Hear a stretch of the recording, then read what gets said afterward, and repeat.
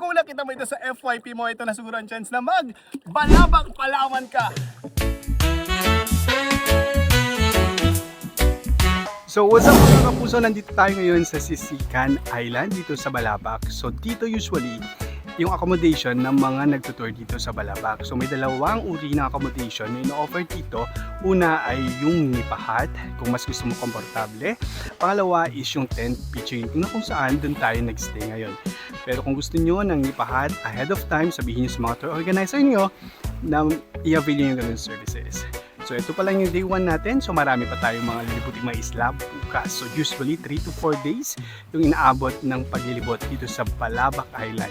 So sa unang araw pala nakita na natin ang dalawang klase ng isla na talaga makikita natin, paradise. So kung yan pa lang ay nakikita nyo na perfect this summer na puntahan ninyo, tara sa day 2. Punta naman tayo sa sikat na Onuk Island.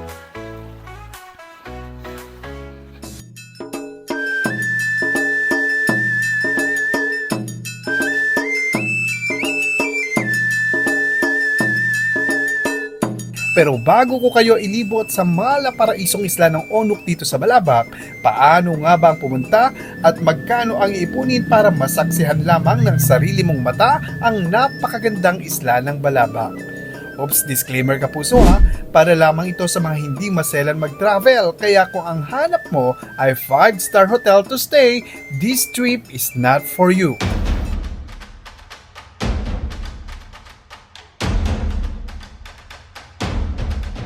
Una, kailangan maprubahan ang iyong leave dahil hindi kaya ng 3 days ang bakasyon dito dahil karaniwan sa mga accredited tours ng Balabak ay kailangan mong maglaan ng 4 hanggang 5 araw. Pangalawa, kailangan mong magabang ng murang pamasahe sa eroplano patungang Puerto Princesa na umaabot ng 2,000 hanggang 3,000 piso depende sa season. Pangatlo, alamin ang mga scheduled date ng mga accredited na travel and tours sa isla bago ka mag-book ng ticket sa eroplano. At isa sa legit check na mura ay ang Camp Malaya na nagre-range lamang ng 14,000 hanggang 15,000 ang bawat tao para sa 4 na araw at 3 gabi na pananatili sa mga isla sa Balabak. Kasama na dyan ang pagkain at accommodation. At pang-apat, ihanda mo na ang iyong beach body at OOTDs dahil tiyak na bawat isla na pupuntahan ay talaga namang pictures worthy.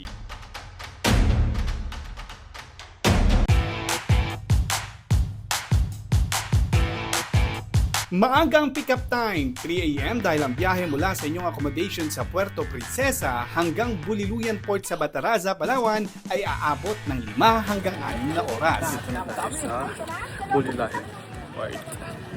Sakay tayo ng fast cab.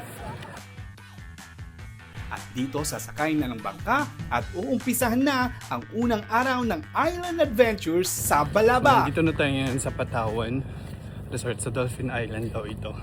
So ito yung unang isla dito sa Balabak.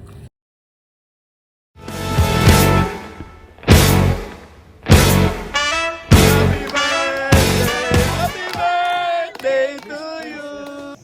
My friend, buko for sale? Merci beaucoup. Ang mga nakasama natin sa tour na French National na sina Margot, Marjorie at ang kanyang kasintahan at ang Briton na si Paul, Balabak raw ang pinakamagandang isla na napuntahan nila. Bukod kasi sa mga masasarap na pagkain, ang pagiging welcoming nating mga Pinoy at masayahin ang tumatak sa kanila na sabi nga nila, mamimiss nilang tunay pagbalik ng kanilang bansa. How was the food? Masarap. Yep. Masarap.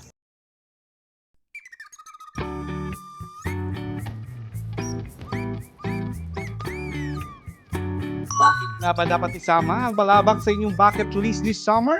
Tingnan mo naman, apakaganda ng view habang naglalakad sa Starfish Sandbar.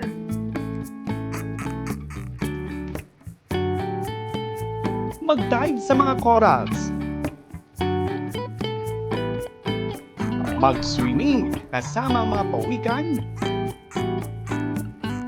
At magabang ng sunset at sunrise. Mapapasabi ka na lang talaga na na praise the Lord, apakagandang balabak. Oops, baka nagtatanong kayo, asan ang crocodile? Yan din ang tanong ko, pero sa 4 na araw namin sa isla, wala kaming nakitang crocodile, pero may... Bear! Wow! Dolphins! Oh my!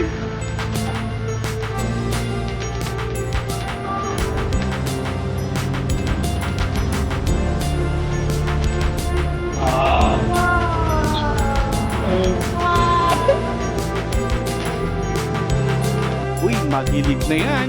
Huwag kasi puro work, travel din pag may time.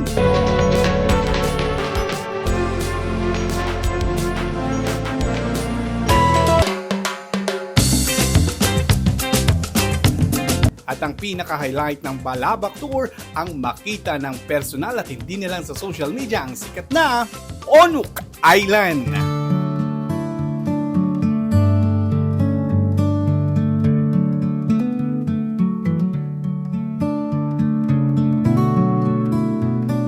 So mga kapuso, nandito tayo ngayon sa Onuk Island ng Balabac. So look at this view. This is the panoramic view of Balabac.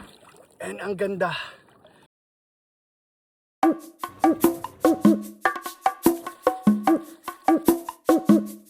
Ang Onuk Island ang sinasabing Maldives ng Pilipinas dahil sa crystal waters nito at ang kahoy na tulay na nagdudugtong sa mga cottages.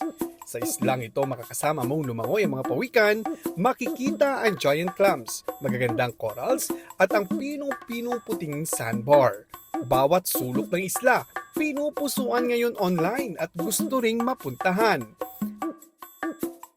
At higit sa lahat, sa Onuk Island ang masasabi kong pinakamagandang sunset at sunrise na nakita ko sa mga isla na nabisita ko sa bansa. At ang Balabac, masasabi kong paraiso, kayamanan ng Palawan at ng Pilipinas. Ang ganda.